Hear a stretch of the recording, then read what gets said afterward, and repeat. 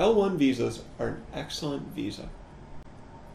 They allow for dual intent, meaning they allow for non-immigrant visa intent as well as having a green card on file. The reason why I mentioned that first is the requirements for an L1 visa are very similar to an EB1 International Executive Green Card application / petition. L1 visas are intra-company transferee visas.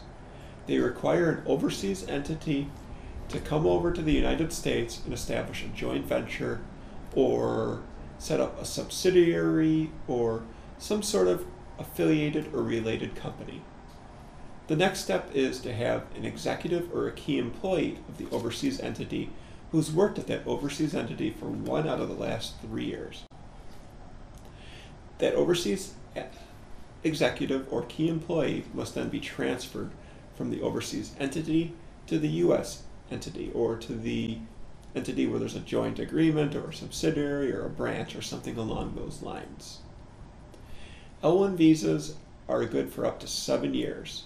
Generally speaking, they'll give maybe 3 years. If it's a new entity, they'll give 1 year, where a renewal will need to be filed and petition for the L1 visa.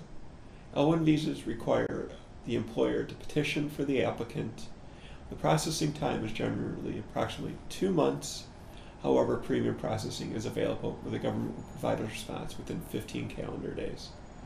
L1 visas are excellent visas. If you think you're eligible for an L1 visa, we encourage you to contact us. We can review your case, review whether you're eligible, whether you have a good case or not. We look forward to meeting you and reviewing your case. Thank you.